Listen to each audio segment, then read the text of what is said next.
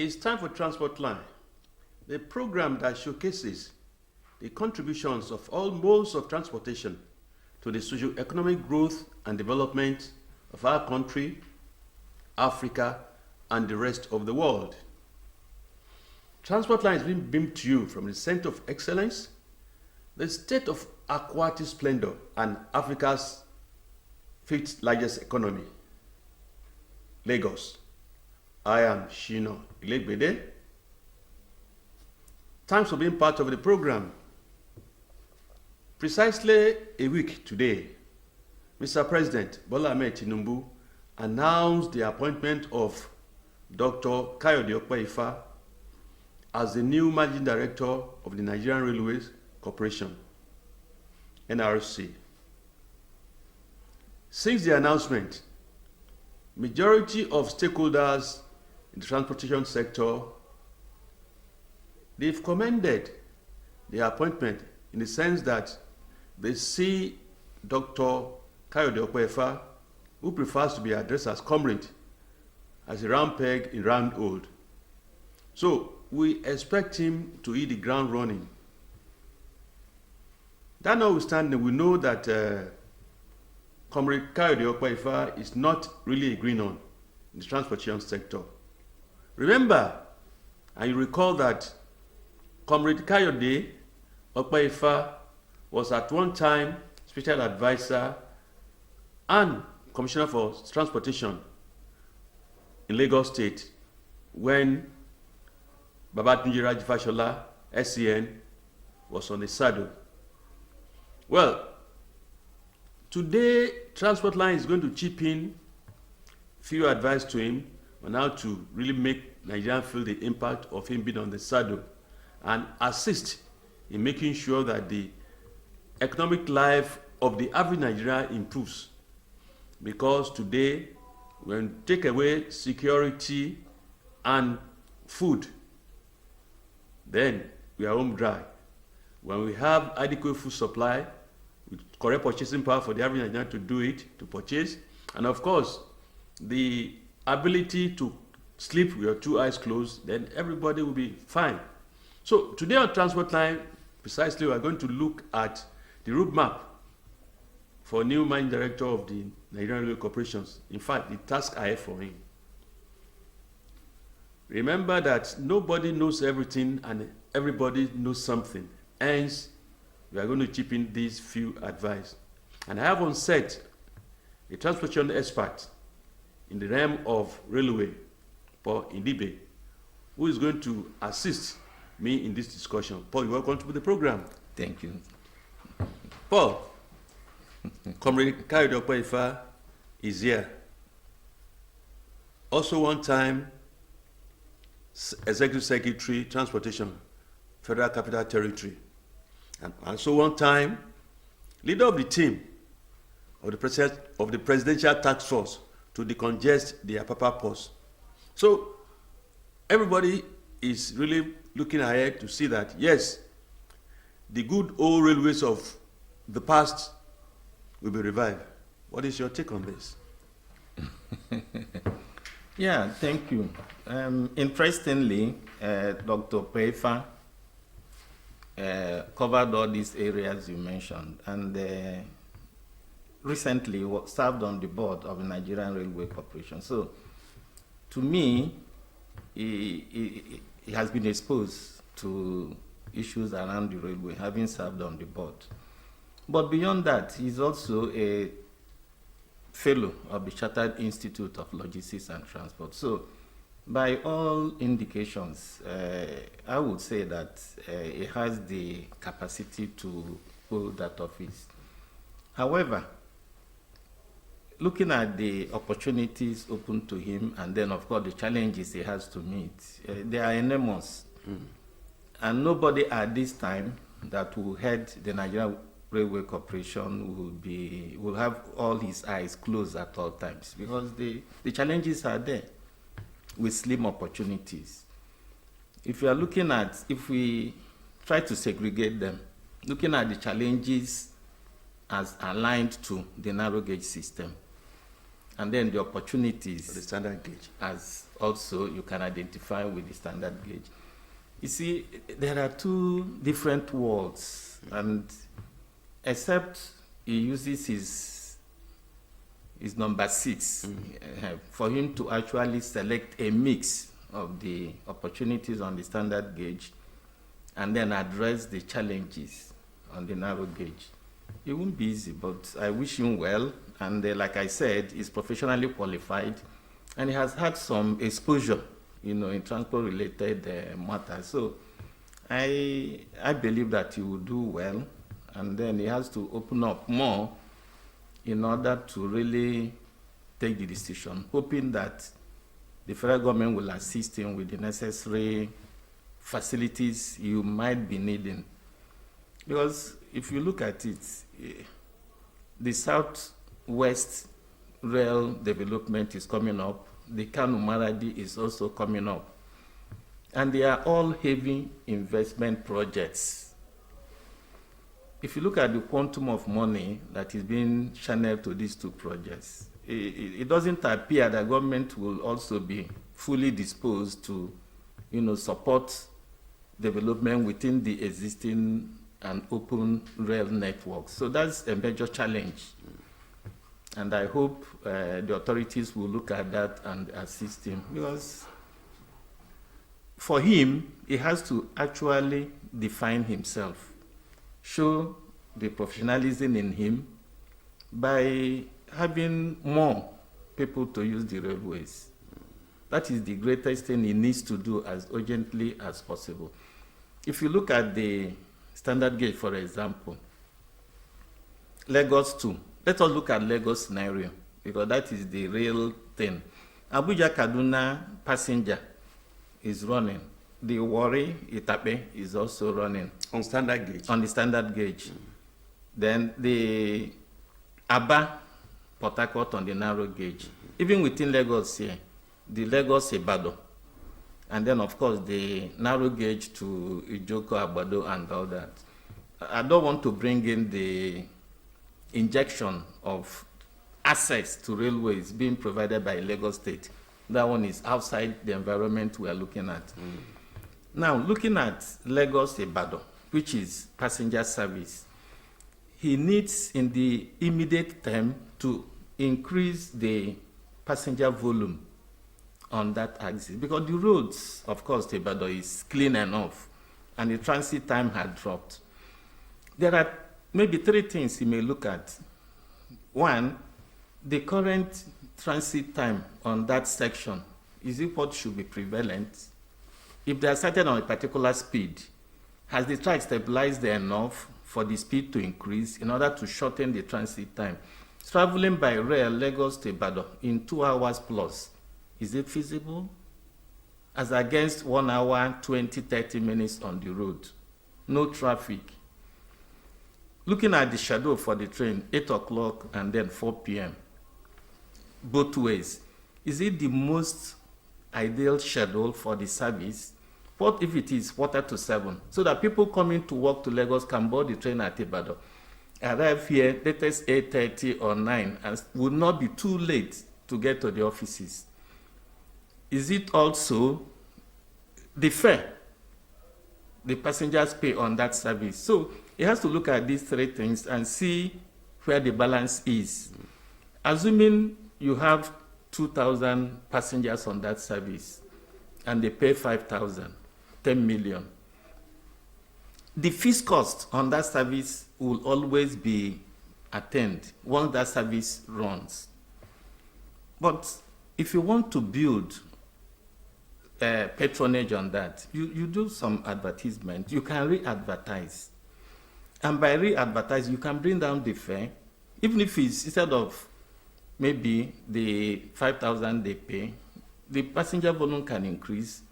You reduce the price or the fare, you have more passengers, then advertise within that period. Once the advertisement period is over, you've been able to, the fare will still remain the same, but you'll be able to introduce more access to people. People will have more access to the rail, and when they have that access, you're able to retain them.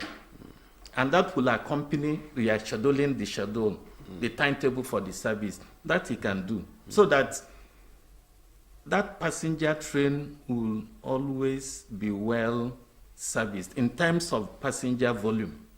We don't see it currently. So it is a matter that he has to build on. Then on the fares, on the rates, freight rates on the standard gauge, the distance from here to Ibadan is about 150 something kilometers.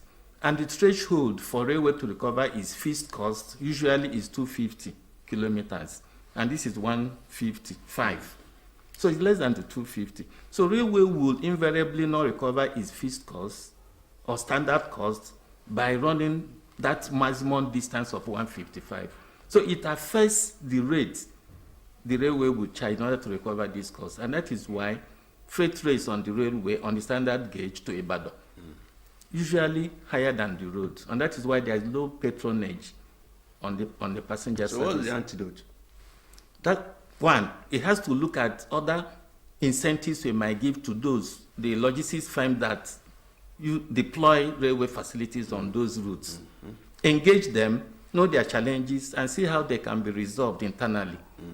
Additionally, you need to hold firmly on those logistics firms, because if we anticipate that government investment will slow in terms of the heavy projects they undertaken on the rail on the standard gauge, to sustain this, you need to also have a firm hold on those logistics firms so that they can intervene in terms of areas of investment that will spur increase in the railway use. That is an additional thing it needs to pay attention to. If you look at the narrow gauge, of course, where we identify it as the bulk of the challenges. One, the locals on those plying those routes are weak. Their hauling power had reduced. So what will he do to increase the payload of locals on that train, on that service?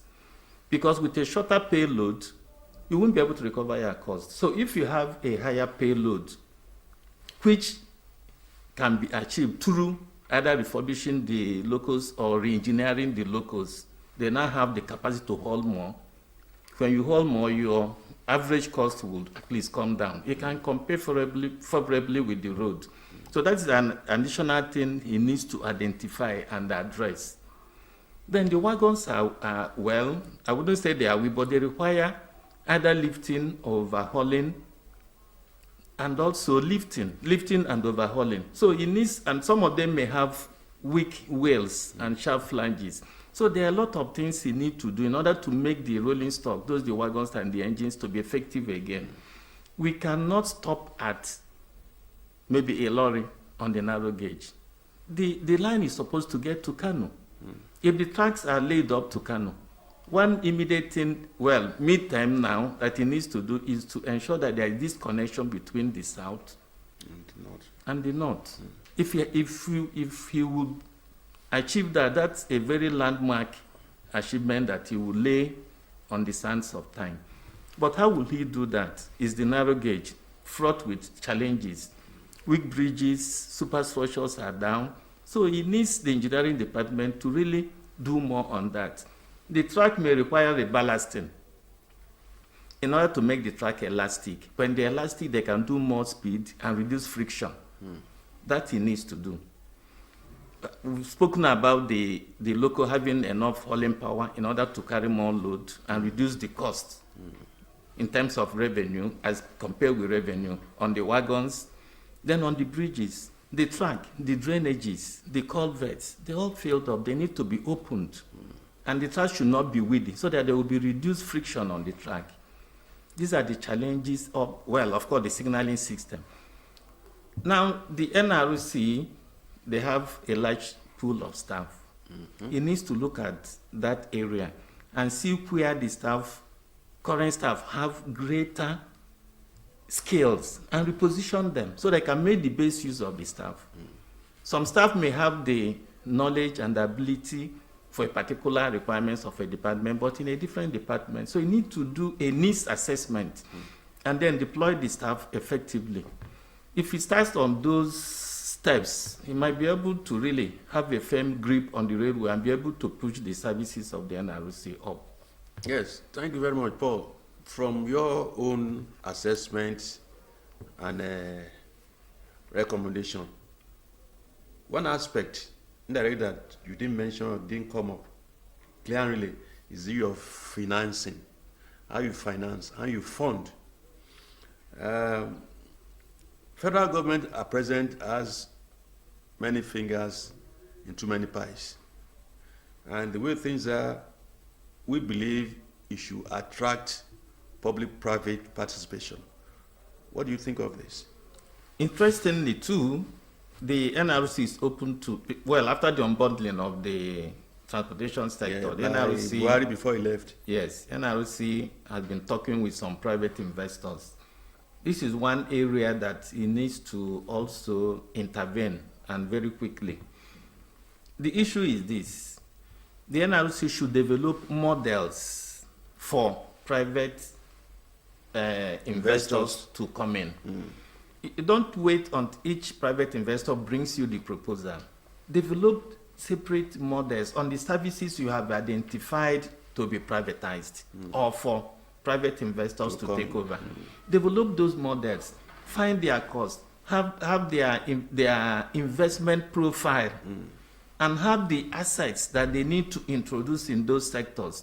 Have them ready. If there's an offer, you present all the models, depending on the financial ability of the investor. So the investor will pick any of those models that you have already prepared and you are sure of. If you wait until each private investor brings their own proposal, you might not have the time frame and the scale to fully examine that. So this is an area he needs to do. Develop the models when they come, present your models, and let them choose. And they have to weigh also their financial capacity and then the ability to run the services. And then you pay with them. And of course, the injection of funds from these private entities will also be a cushioning, will have a cushioning effect on the paucity of funds that he might be receiving from the federal government on account of these bigger projects they are handling. Yeah, that's my contribution to that. Another aspect has to do with the issue of corruption, which is not really restricted or limited to NRC. Virtually all facets alive is prone to corruption.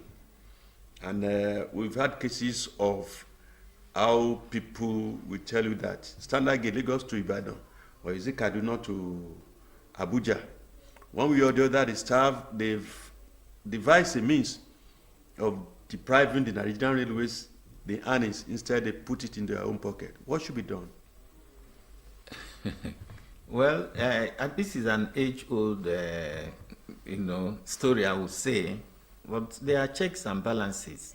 Of course, they have gone digital in terms of fares, fare collection. Is there in Lagos, Ibadan, Abuja, Kaduna, they still deprive the Nigerian railways, despite being digital? They just tell you the ticket is not available, what have you, and they say, okay, I will get you the ticket, but you are not paying, you pay cash to him. So how do we prevent that? This needs to be verified because I'm aware. I've read instances not only on social media, on newspapers. The immediate past substantive MD that left, they caused some officers. Unfortunately, as at the time he was leaving, we've not heard of what is the outcome of their investigation. Okay, my response will just be short on this. Railway has a robust system for taking punitive measures against erring staff. If there are issues like that, of course, nobody should tell a report to do with the staff. But I'm aware that with the digitalized system of obtaining tickets, is more profound in terms of security of the ticket. It reduces the level of corruption. Correct. Then, of course, there are train ticket collectors on train. I don't think they are expected to collect fares on train. Because if you don't pay, you won't be able to have access to the passenger area where you will board the train. So that control measure, negates the tendency of any ticketless passenger being found on train, because there are control measures that will actually prevent you to gain access to the passenger area before boarding the train. So if it is, and then of course know that not all the stations have secured entrances. if they have secure entrances, that would help in terms of preventing such ticketless intending passengers from getting access. So there are a couple of things that you might do. The railway is old enough that all these things are not new. They ought to have had tested measures to prevent such occurrences. Paul, let's look at the issue of security of railway corridors, stations, and generally property. You find out there's a lot of encroachment. But I will now take as a case study between Ido to Agbado, the level of encroachment. Aside the fact that you have many strange faces, two, you have people that have lined corridors with shanties, and yet nothing has been done. How can the new MD, Comrade Okpaifa, seek the assistance of the various state police commands, the railway police command, and of course the community leaders to make sure that you have a safe corridor? Yeah, well, this is a serious problem that needs also very serious attention. The railway from beginning was not built with the intention of maybe protecting the track section. Well, maybe in Lagos State because it's area in terms of their track bed and limited areas on the land, but because of the track said to have been energized, people avoid it, and because of that, you don't have, the track being degraded by waste or stuff like that. So, but if you look at 3,505 kilometers open line on the NRC, is a large area, and it's not something that can easily be, safeguarded in terms of protecting the track, but it can be settled. There are some areas that they have mounted wire mesh, but they pull them down. Constant patrol would help, and also recruiting locals around the endemic areas on a particular fee to help protect the track. That may also help. And generally, maintaining a good speed. If the track is always open and you maintain a fairly good speed, you're unlikely to find all that. That does not mean that the Railway Police Command and the respective police commands of various states will not be able to intervene.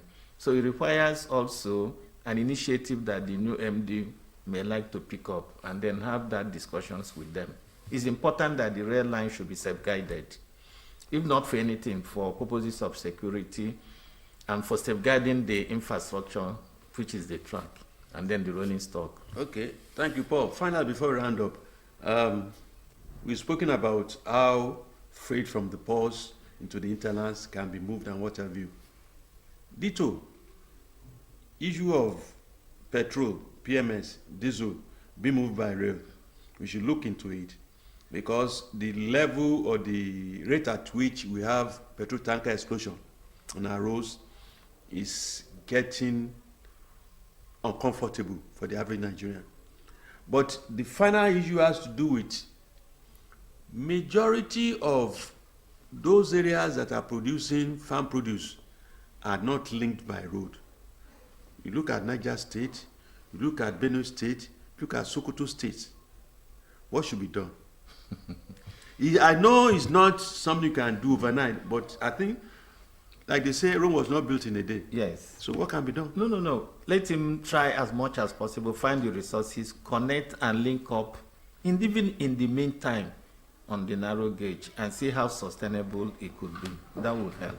Good. Thank you. Paul Indibe, I want to appreciate you always for finding time to come to us and let us tap your fountain of knowledge so that the society be better for it. Well, that's about we all have time for. Remember, continue to be compassionate to your fellow human beings. Please, times are still hard. Be your brother's keeper. By be your brother's keeper doesn't mean your blood relation. The next person is your brother, your neighbor, the person that genuinely seek your assistance. If that's your place of work, on the street, be careful on the street. Don't let anybody take you away. You should just be alert. But the key word is compassion. Till next time, bye bye for now.